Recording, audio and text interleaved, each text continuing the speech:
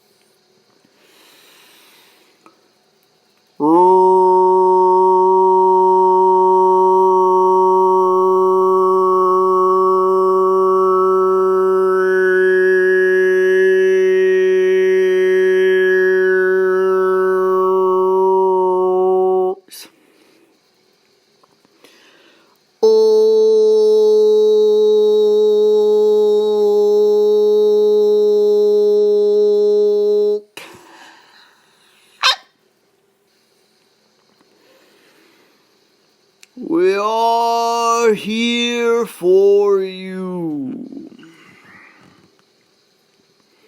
We are the creators. We are a 12th dimensional collective of non-physical beings.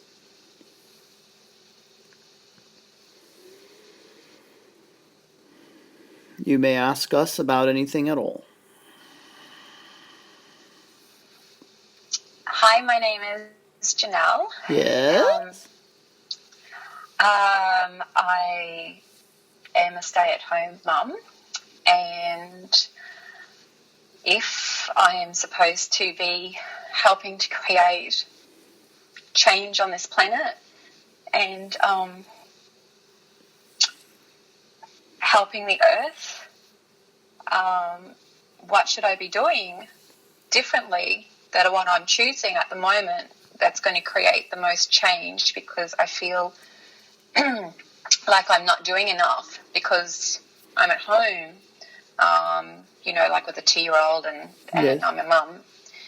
And I just feel, well, how am I supposed to make more change on the planet if I'm not out there, and what should I be doing? Even though I know where I am right now is not going to be later on, but Yes? is there something differently I should be choosing right now? Well, first of all, most people feel that they are not doing enough. Yeah. Most of you who are awakened beings have that perspective because of where you have come from. You have come from the third dimensional earth. You have been told that you are only as valuable as what you do, as what you produce. And so as you look at what you're capable of doing that could be acknowledged by others, from the position that you're in, certainly it can seem like you have less to contribute, or you can contribute less than what you normally do, or than what a person normally could, under different circumstances. However, what bigger job could you have than being a mother to a child who is coming in holding a higher frequency, who is coming in to anchor in higher frequencies for the rest of humanity so that you can comfortably shift as a collective. In other words, giving your child as much freedom as you can is a wonderful way to contribute. Wow. Yes, I totally get that. That actually came into my awareness only probably 2 days ago. Yes? When I was like, wow. I know that, I've had 5 children, and it's like each child is more and more aware and just so incredibly amazing and in tune with so much. And I acknowledge that, and I acknowledge the strength in that, and it's like I could see through to the future of what that is, but I didn't quite get it, so now I do understand from what you just said, so thank you. Yes, and also, when you don't have a job that you're going to every day where people are asking you to do things and you have more freedom, even though at times it might not seem like you have very much freedom as a mother, but not having someone else telling you what to do and where to be and so on gives you a certain amount of freedom when it comes to doing that service work that you want to do for the planet. So the way that you are of service now and the way that you can be of more service to the planet is through the use of your body as a channel for higher frequency energy. Okay. You can bring in these higher frequency energies by summoning them, by allowing them to flow to you and through you, and ground them into Mother Earth. Of course, the trees are already doing this. The animals and other plants and flowers and so on are already doing this for the planet. But you can do it for the planet and also with the intention that you're grounding this energy for the human collective consciousness. Yes. Yes, so the human collective consciousness benefits from every single person who is on the planet right now, who is awakened and who is accessing higher frequency energy, which you are. You're accessing it by asking for it, by tuning into it. You're asking for it by wanting to be of service in the first place. So even holding that intention to be of service for the planet and for the beings who live on the planet, that intention is something that you put out into the human collective consciousness, and that is felt by others, whether they realize it or not. It's experienced by them. Others benefit from your intentions as much as they benefit from your actions. So if you think about the power of prayer and how the power of prayer has been proven effective, even if the people that were praying for the other people didn't know those people that they were praying for. So you can think of your intention as a prayer and know that you're not the only one holding that intention, which means that it has more power because you are banding together with the other awakened beings in holding that high frequency intention for Mother Earth and for all of her inhabitants. So sometimes it's like this energy, it just turns right up in my hands. And then Yes. if I'm closing my eyes, and then I'm like, there was a shooting overseas somewhere, and then I actually had my eyes closed, and it was like I was standing right there, and I was doing this energy stuff for all of the people that were scared. Yes. And then I sometimes feel like I'm going down into the earth and then coming back up and wanting to connect to people. So Absolutely. is that contributing to people? Absolutely. It's contributing in a profound way.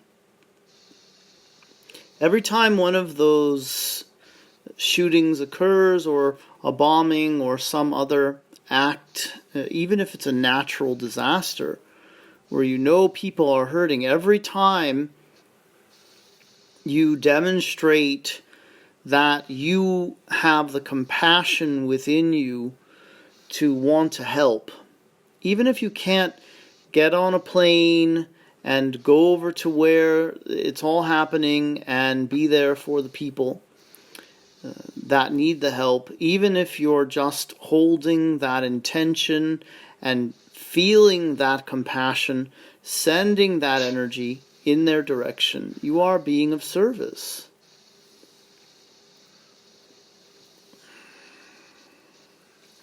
That's good to hear, because I just don't feel like I'm doing enough. But Yes. I do understand then in those times, because it's like something else takes over, and then I'm just doing like all these hand movements, and just, yeah, it's quite beautiful. Yes. And it feels quite powerful, and I do have really good intentions, and I don't understand the insanity of this world sometimes. Indeed. I Well, don't understand that's why people why just the can't be nice to each other. Yes, that's why the insanity exists, is to give people like you an opportunity to be the light.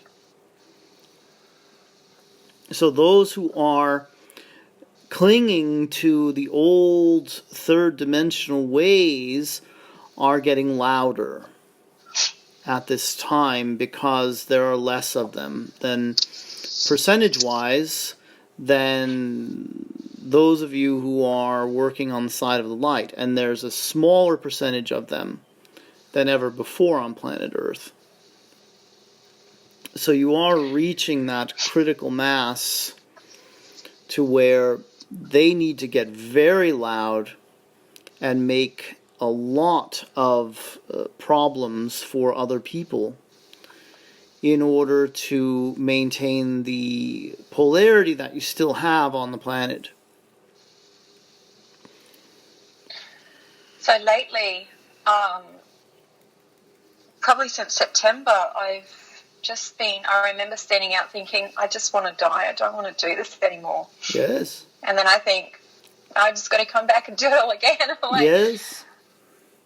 and then just recently, I don't feel like myself. I feel like, not that everything's harder. I just feel very different, and I don't really understand what's going on. And sometimes I feel like, I don't want to be here. And it's like, why am I thinking that? Like, keep going, stand up. Why am I choosing to just want to go away from this planet?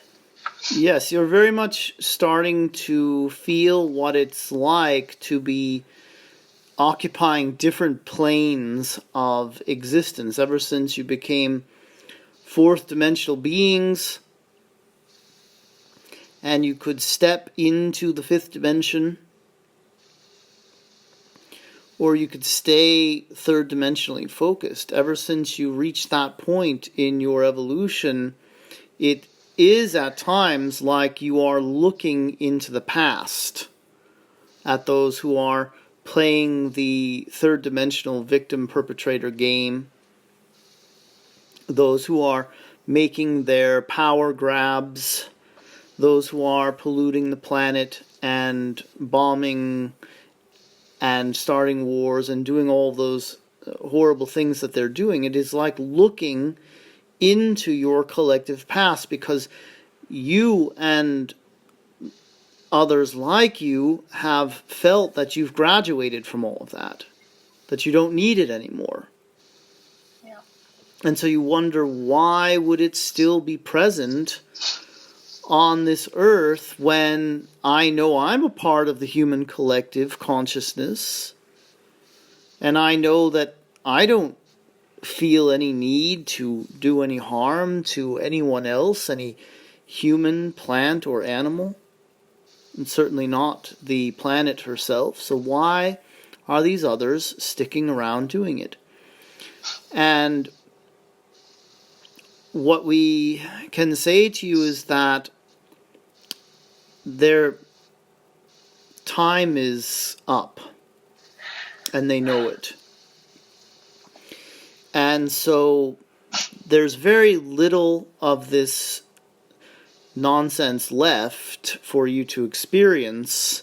And the fact that you are staying and not checking out, the fact that you don't have massive amounts of suicides all the time on the planet, is showing you that in fact you are fulfilling a purpose.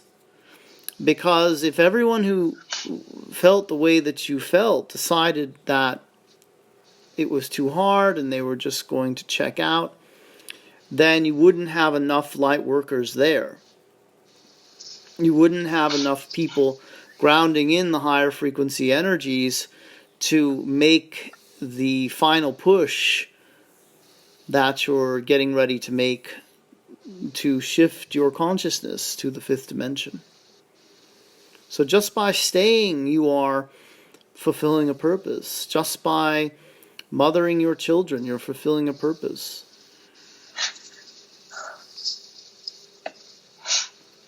And then I'm really worried about when I come back next time, what if I'm, I don't want to lose any of the consciousness that I've reached or where I'm at. And it's because obviously I want to be of more service and Yes. help the planet more, and I don't want to come back again and not know. Well, you're not going to do that. In other words, as you shift, you don't have to press that reset button anymore of dying and forgetting and being reborn into a forgetful body. Yeah. You don't have to do that. You can continue to ascend. You can, once you're fifth dimensional, you can still die. You can still have the death experience.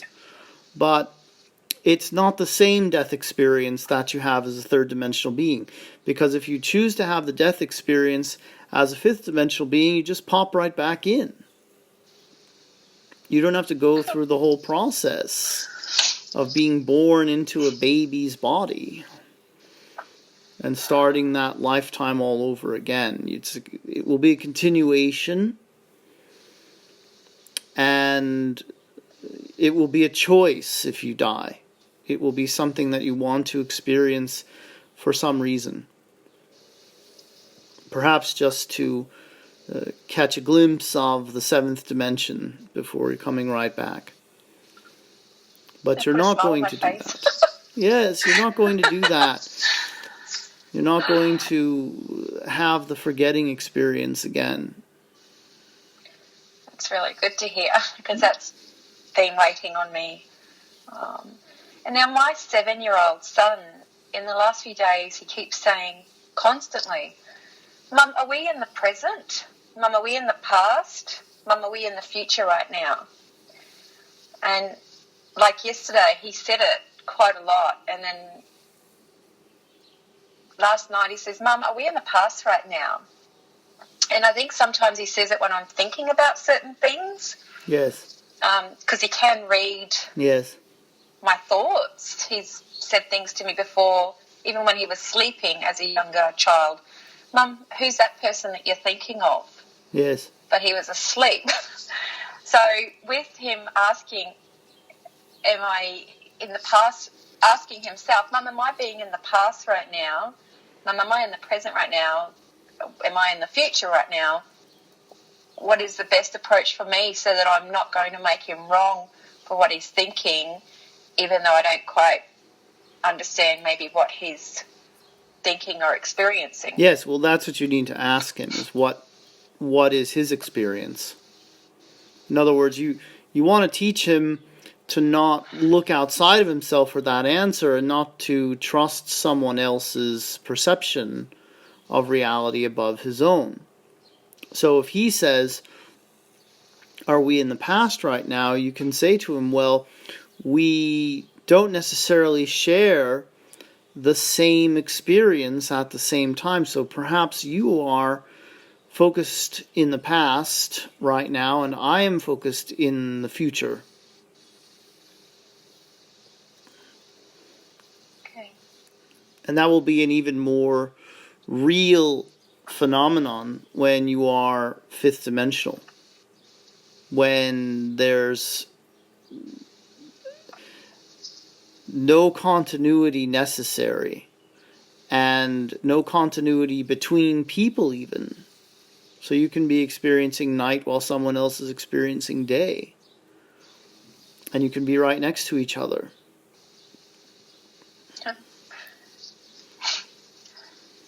My 2-year-old hasn't, he's not speaking. Yes. Which, my 7-year-old, he never used to speak either. Yes.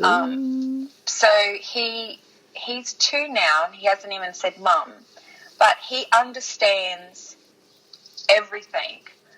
And he's, it's like when I'm thinking certain things, like he'll get really cranky or upset. Yes. It's like he knows what I'm thinking. Yes. And I say to him, Sudi, I know that you probably want us to just speak to you through our minds, but here, like, you really need to speak English. And I'm not sure what I can do that's going to make that transition easier on him to what dimensional being he is. Is there something that I can do, or I just let him live out his course of what he's choosing? Yes.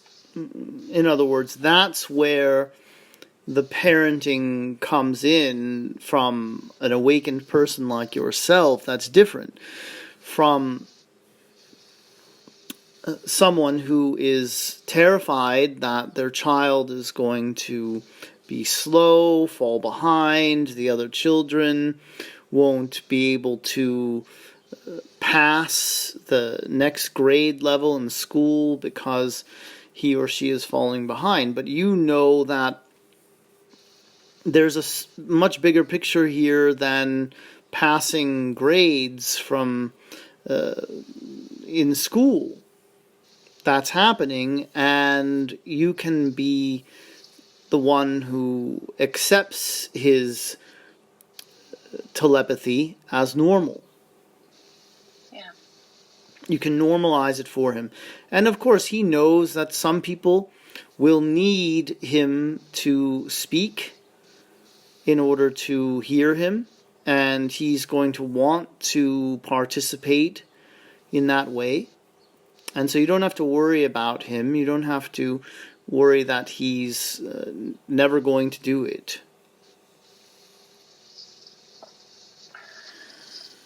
Several of my children have been labelled with the diagnosis of autism in this reality, whereas they're just, as you said, telepathic, and Yes. they function in a different way. Yes. They're so smart. Yeah. And I've sort of made myself really, really wrong from in the past choices, like with one of my older children, who I did the whole, being the mum of the autistic child and doing what the system required me to do. Yes. For him to fit in, which didn't work. Yes. So what can I do?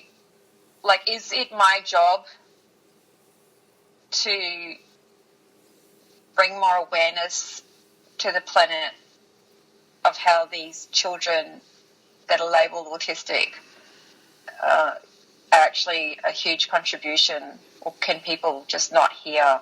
Well, it's their job to do that. It's the children's job. In other words, they're going to fulfill that mission on their own, and all you have to do is to continue to see them as the beautiful beings that they are, and to encourage them to be who they are, not to be like everyone else.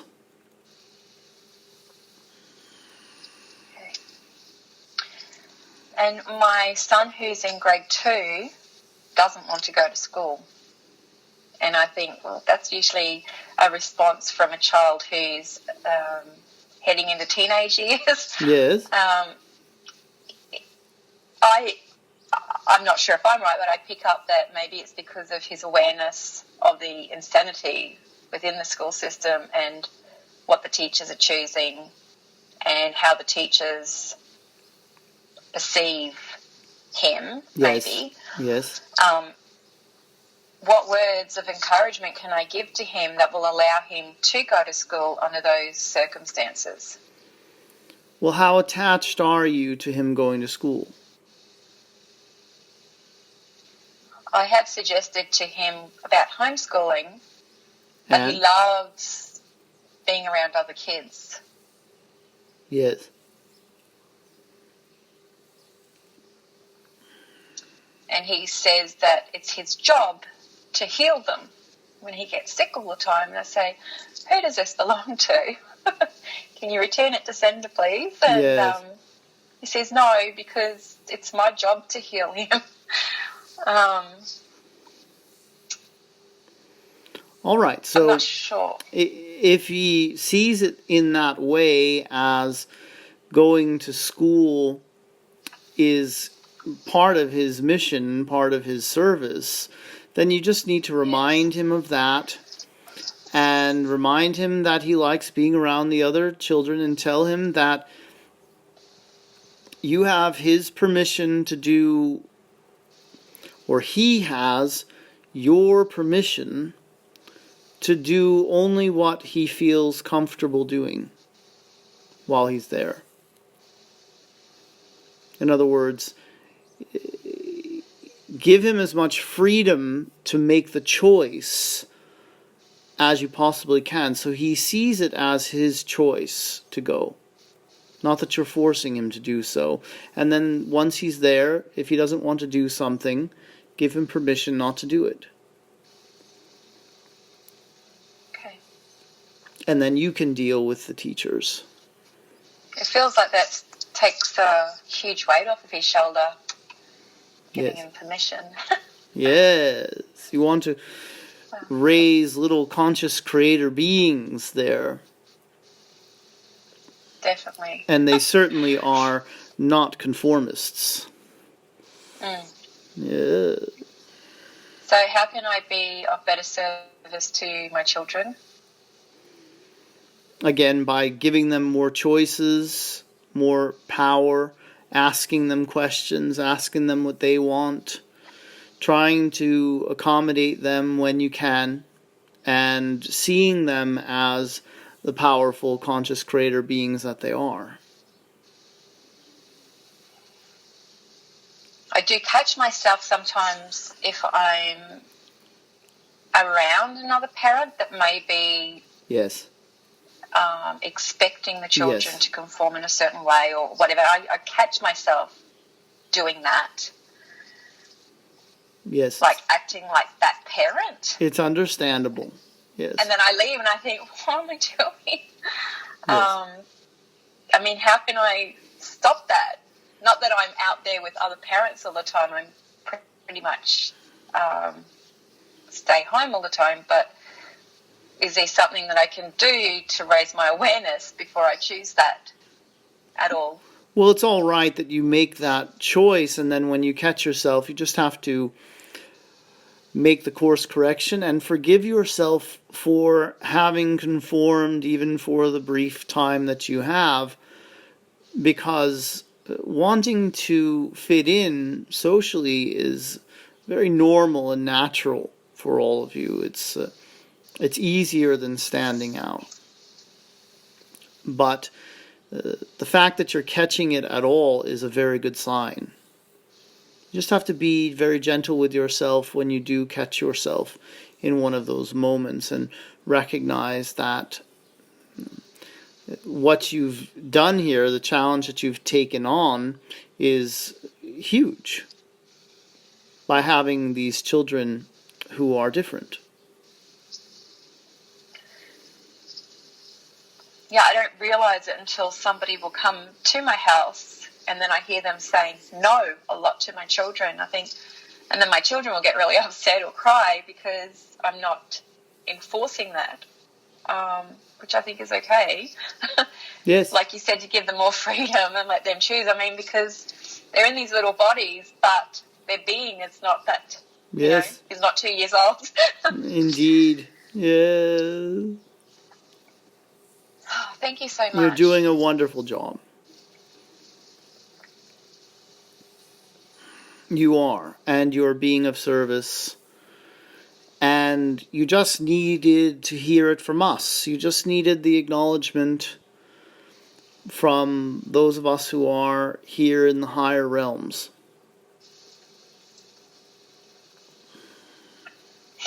And then I make myself wrong. Like at the moment, I've got a lot of tears.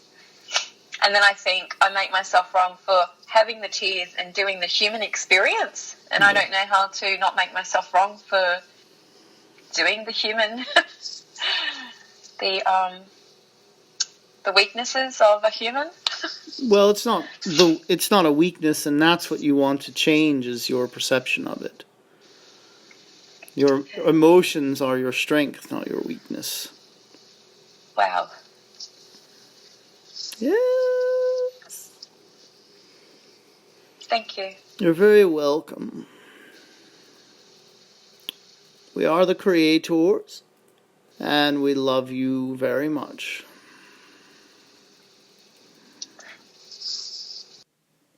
Hi everyone, this is Daniel Scranton. Please subscribe to my YouTube channel, like and share this video, and give a visit to danielscranton.com when you get a chance.